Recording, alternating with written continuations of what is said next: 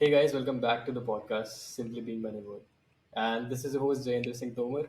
And today we have a very special guest with us, Miss Manjiri Thakre. Hi Manjiri, how are you? Hello, I'm good. How are you? I'm good too, thanks. If you could, give a brief introduction about yourself for the audiences, that would be great. Hi, this is Manjiri Thakre, and I'm a CMF designer from India. I'm currently working with the Volkswagen Group Future Center in Potsdam. And before this, I've worked with the Tata Motors Design Studio in India, the Nissan Design Studio in India in Chennai, and a couple of months in Japan That's with the great. Nissan Design Studio. That's great. So you work with such great legacy brands. How has your journey been like till here? Oh, it's been fantastic. I think there have been a lot of ups and downs, but mostly the downs. But I think you have to experience that if you have to go somewhere. And uh, for me, it's been a very grateful and a very humbling journey. And I'm really still in the process. I mean, if I have to describe my journey, I think I'm still a very new designer in this industry. But I think, yeah, it's been really great by far. That's great. I think there's a lot of wisdom in this podcast with you, so it's a pleasure to have you with us here. Thank you. Yeah. The pleasure is all mine. So like I want to dial back to your early life and just start with the journey. Like how did you discover CMF and when was it? I actually discovered CMF in my college itself. So before that, I wasn't really aware of CMF. And I mean, as you know, every Indian student, Yeah. we've never heard about design in general. We've heard only about engineering or medical or being a professor. So for me, design in general was a very new thing. So CMF came in my second year of college. There was a masterclass from a designer from Tata Motors. So she was doing a masterclass for 2 days with us. And I think that's where it sparked my interest in CMF design. And when I joined Nissan Design as an intern, so I mentioned it to my interview panel that apart from car design, I'm also interested in CMF design. I mean, if there is a way that we could find a different technique or find something in which I could learn something about it, Yeah. and they did agree. So that was how I actually came into this field. Oh, that's great.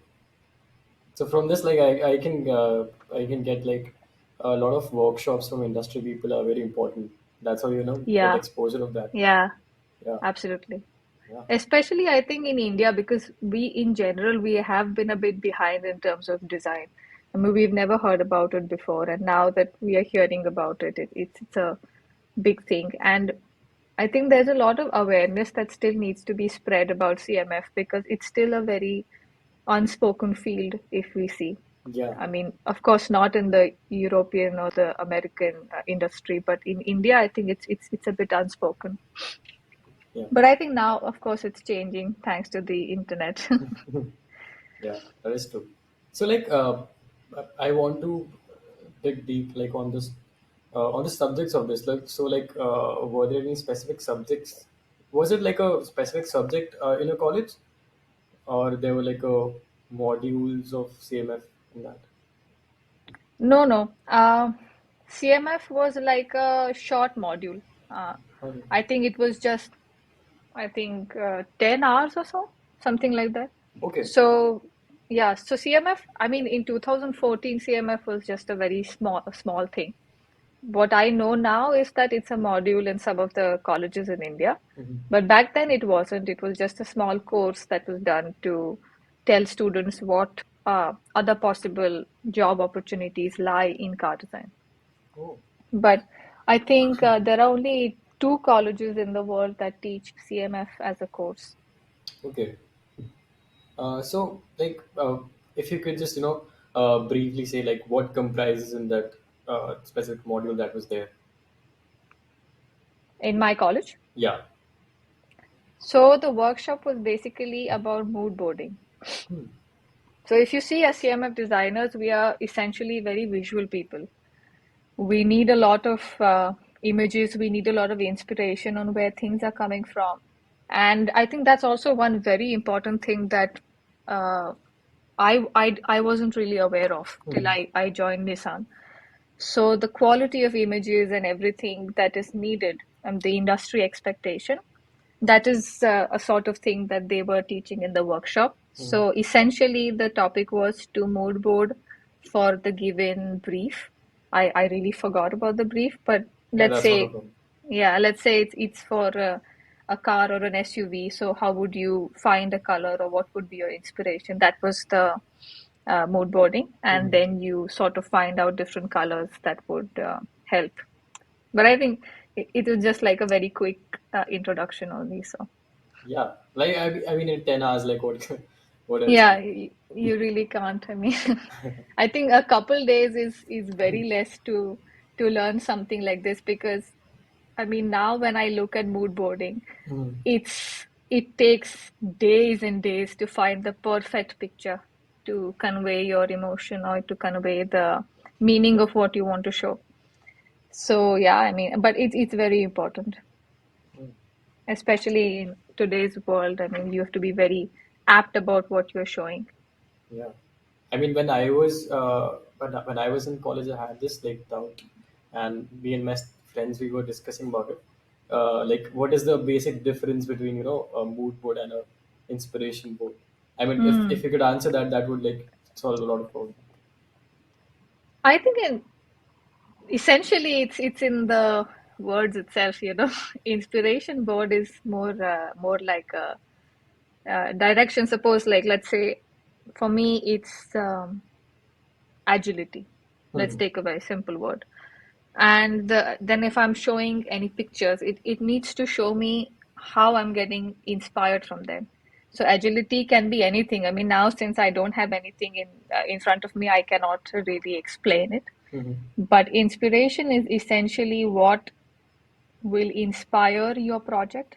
The cues from which you're going to like it's going to be a board from which I'm going to take cues to design, to maybe make a color or make a material. Mhm. But mood board is something that sets the mood. Yeah. So it can be a mixture of multiple colors. It can be a mixture of multiple moods, but it has to be very clear to convey that this is the mood that I'm going for. So for agility, I can have maybe a black and white picture of a horse running, Yeah. or maybe a cheetah or whatever. But it's essentially like that. It's in the word itself. So Yeah, and for inspiration, you're taking like a very sculpted form where you can, yeah. take inspiration to sketch from, basically. Yeah, exactly. Like maybe, uh, as you said, maybe the muscles of a runner or these kind of things, like which you're getting inspired from. Yeah. Yeah, to take some design cue. But mood board is exactly the opposite. Yeah. So, like, if you could, just tell the difference between for example, if I'm doing a project in my Hmm. college, Hmm. and like, what is the difference between the overall process of doing a CMF while doing a project in college versus the industry? See, in the college, I'll be very honest, you have a lot of restrictions because you don't have access to materials as many as the design industry would. Mhm. You don't have access to sculptors or maybe modelers. But what you do in college is that you have a brief, then you make a mood board, an inspiration board, Mhm. then you make the renders on Photoshop, or you make a story, you'll make renders on Photoshop, and that's it. I mean, Yeah. that's your module. But when in the industry, we have a lot of different factors. Like we have to understand that what is the current market situation. So if you're taking a production vehicle, you have to know what is the market situation, which material is best suited for your budget. Budget plays a huge role in CMF. So your budget needs to be something that you're well aware of.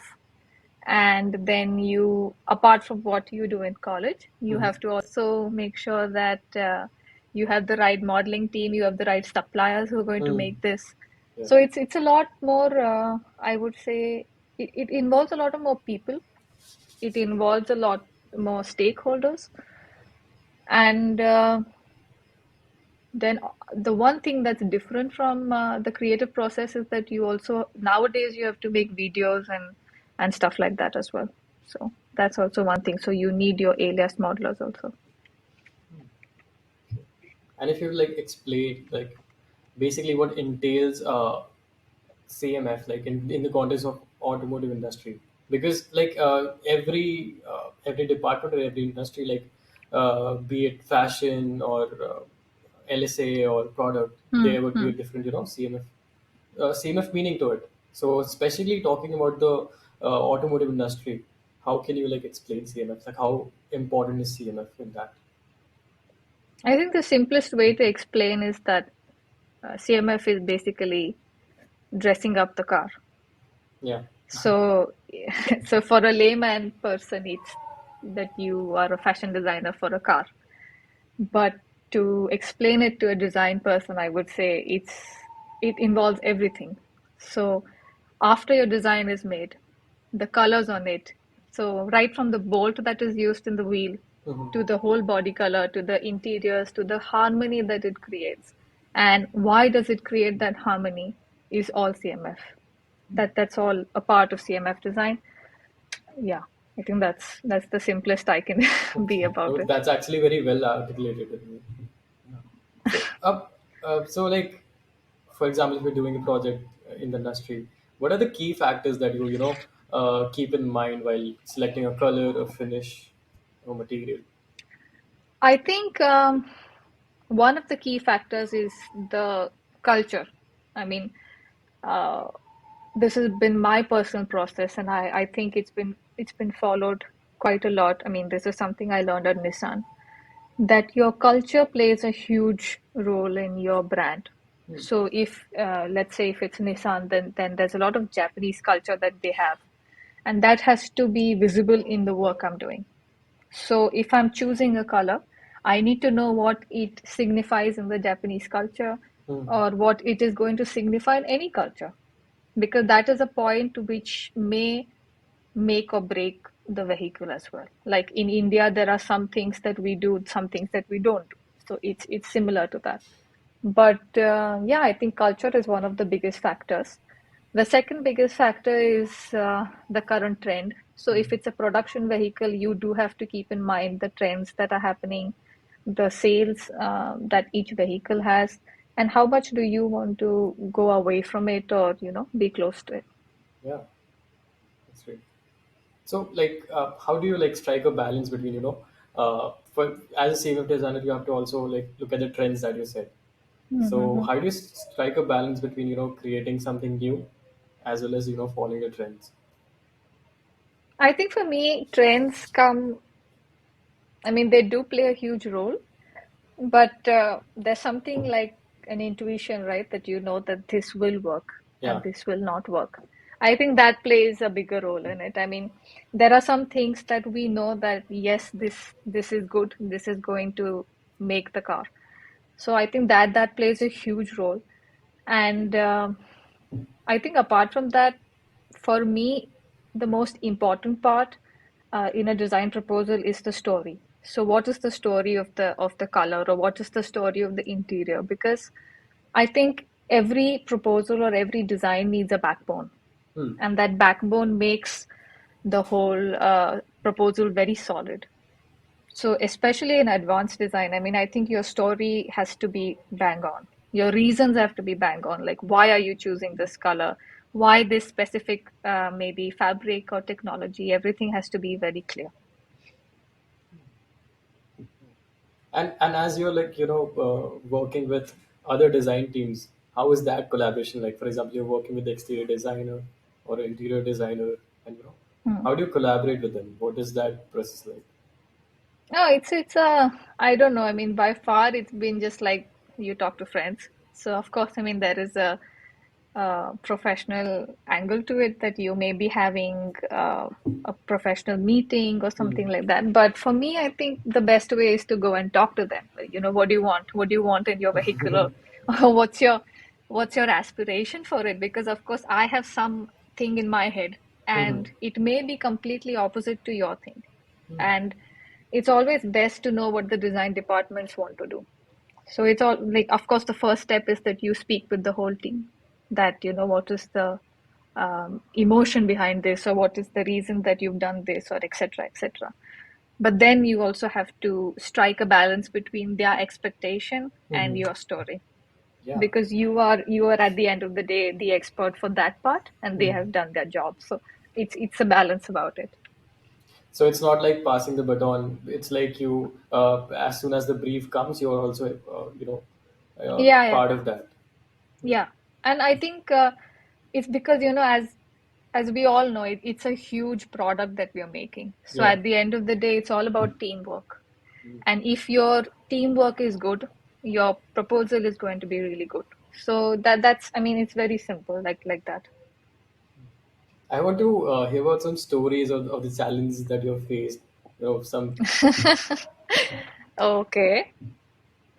I think the challenge, see, I mean, CMF it's not a thing that I do in the corner of the room, right? I have to speak to a lot of people. As I said, there are so many teams involved. I mean, there's a paint shop, there is a suppliers. I mean, not one, there are like thousands of suppliers that you're working with. Mhm. Then there is your modeling team, which is going to put the whole prototype together. Then you have exterior, interior. So I think I like to call CMF is like basically the department where you have to do a lot of communication. So not with just one person, but with multiple people. And it's also like a public relations thing, like you have to be really good at it. So many times I remember there's a timeline, and you've already stretched it on your own. You've probably made a blunder on the guessing work. If it's three weeks of timeline, you have to be ready in a week, and maybe the other person who's supposed to do it in the next week has extended it. So such things have happened so many times. I mean, there's no one incident, but yeah, I mean, that is one of the biggest challenge that I will always face, and even they might be facing, I'm sure, because even they are working for somebody. So that is one thing that is always going to happen, that you are ready, but the other person is not ready. So you have to make sure everybody is on time. So is it because But yeah. it comes in the last, finalizing the overall vehicle? Is it comes in the last part of the overall process? No, no. I mean, see, uh, what happens is that certain paints or certain materials take a longer time than expected.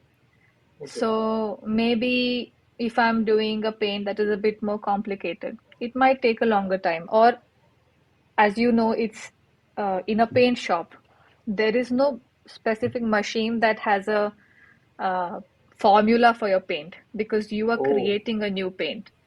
all So right. it's a manual job.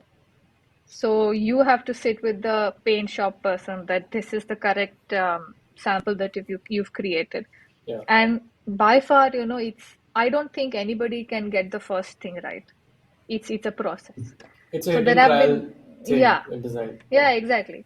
So there have been times like we've gone back and forth for around a month to finalize a color, because the color that's in my head or on my screen or something, that's not coming on the page or as a prototype. And many a times it happens so that the color also changes while application plays another very important part. So we have these small plaque like things. Yeah. Yeah. Yeah. So if that color does not match my fender, Hmm. that's another issue. So there's so many things that happen. So it's basically, it's like cricket, I would say. If one person is not good enough, then the whole team is flat. Yeah. So it's not just you have just designed it. You gave it to the other person. You have to make things work, and like Yeah. till the application part of it. Yes. So till it comes on your 1:1 prototype, or Hmm. whatever prototype that you're showcasing, Yeah. it's a constant process. So the That's baton is always in somebody's hand. so. According to you, like how what role does the market research and the consumer expectations play? Because in the end you are making product for people, right? So do you guys do the research yourselves, or like what is that process like? There are two ways to do it. because one is that you do the research yourself, and the second is that you do your research yourself, but you also have a team that does it for you. So you come back, you check their work, and you sit and you decide what you want to pick and what you want to understand. Because see, at the end of the day, the customer is the, in a way, it's the god for the vehicle. So if they are not satisfied, then no matter how fancy I do something, it's Yeah. not going to sell. So in a production vehicle, of course, the customer is the main priority. So if you are taking a trend, usually it would be like a ratio of 60-40, where you are taking a trend, but you're also adding your own spice to it. So that is something that I think usually happens in the industry. Of course, every brand has their own story or their own way of working, their own formula. But by far, I think this is what I've seen. And if you see India specifically, we are a country that works only on customer expectation. I mean, Hmm. we do work on design, yes, but today in India, a buyer is not going to look at design. An average buyer, he's not going to look at the color of the vehicle. He's going to buy a white car and a basic black interior, leather more the better. Yeah. So it's a very simple formula in India, because India is currently still developing, I would say, in terms of buying cars. So they are still not looking at this as a vehicle of luxury, a vehicle of need. But the luxury market who is buying cars for their colors and all, they are doing it. But that, I mean, of course, these kind of things do affect your design process also. So if I'm designing in India, I have to know, as you said, the trends. If maybe in Europe, the situation would be a bit different. So like are trends also like uh, varying according to the country, or is there like a global trend that is going on and everyone is following that? No, I think trends are global, but there is something like every country has its own trend also, because every country has a different situation. So, yeah, I mean, yeah, I would say it does vary country by country, but there is a global trend. There is a certain way that everybody is doing things. So that is also there. So you have to strike a balance between that, the regional trend, and your own maybe design or trend. So like for example, when you're like designing for a specific reason, how do you adapt your process and your design accordingly? For me, I mean, at least from what I've seen when I was at India, Hmm. in Nissan, we were a little aware of what the brand is about or how much the culture influences the brand. But when I went to Japan, I saw that it's completely different. Okay. I mean, Nissan is very Japanese, but very beautifully Japanese. It's very modern in its approach. And I think the easiest way to do that is to be in that country. So when I went to Japan, I think that's the real time that I understood Japanese design. And it made my understanding even, I mean, the process even more easier, because when you see things, you notice those things that maybe to a Japanese would be so common that they will not notice it. Yeah. But Yeah. for me, it was something so overwhelming. I mean, there were patterns that I could find out that for them they were so common that they didn't know what it was also. So I think that is something that really helps you. So if you're in any company, I'm sure they send you to that country where you are, maybe the headquarters is. So you should spend as much time there observing, understanding, and also, of course, your own company's design history is something that influences it. So it's like a to and fro thing. You have to Oh. come back, you have to read on it. I mean, there are so many things that I learned about Japan through the study that I've done for the project. There's so many minute things that I could have never probably understood if I had not been in Japan or reading about Japan. So, like that. I would like to know what is the current trend that is going on in this area, this field. I think the current one is very simple. It's basically going inside out. After Mm-hmm. the COVID, we've sort of we started perfecting the interiors Mm-hmm. of our home. So Yeah. it's very similar to that. And I think there are also many minute trends. And I mean, as we know, there's a lot of recycling and promotion and marketing of these sort of brands also, or the use of these kind of materials and colors. Because now, after COVID, we've really got that kick that we need to be more aware of what we are doing. We need to be more understanding and we need to source everything ethically. So I think I would say ethical design has now become very popular.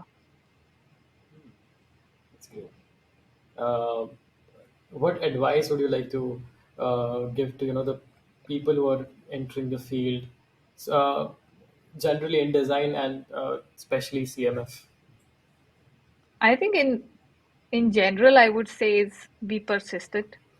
And if you believe in yourself, like if you know that this is what it is for you, because I don't think CMF or car design is very easy. I think it's one of the toughest fields in design, and you have to be, in a way, mad about it to do it, because this is a field that really comes with a lot of hard work, a lot of passion, a lot of self-interrogation. I mean, that is one thing that I feel is so important. And you really need to talk to yourself, like, what am I doing?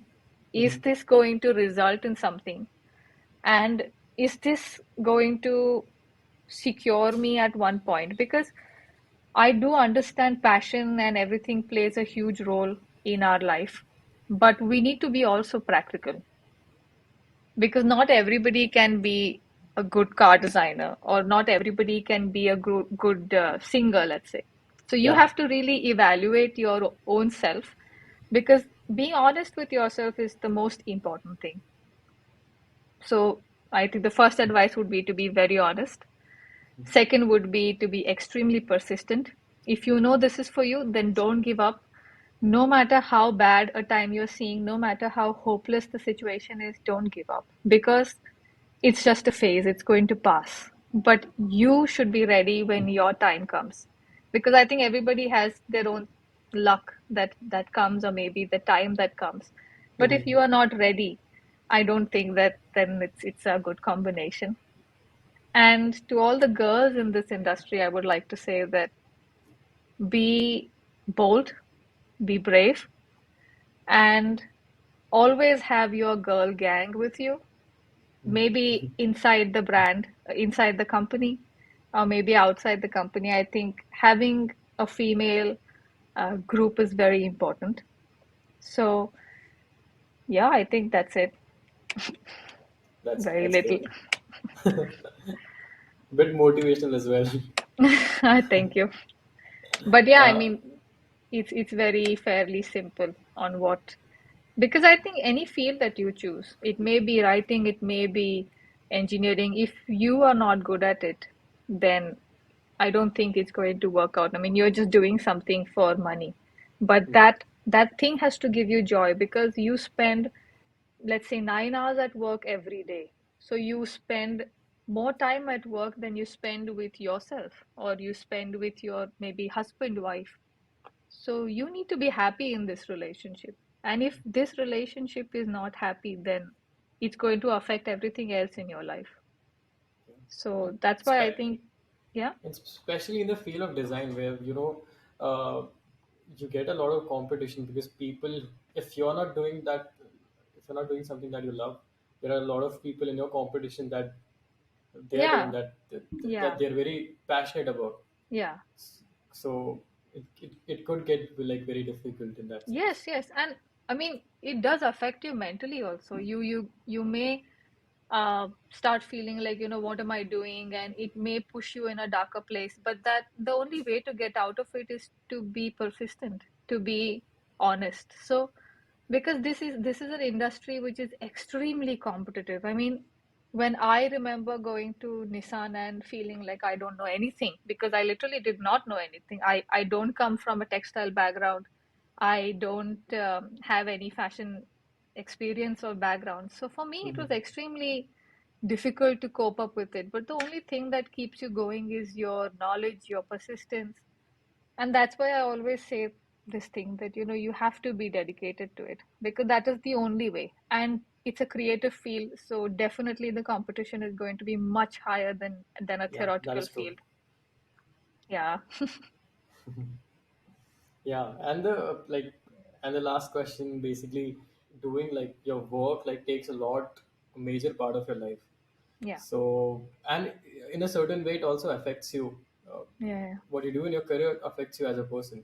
So, I would like to ask, like, what CMF has, impact. What kind of impact that CMF has created on you, basically? Mm. This I really don't know because for me, I think it's been the opposite.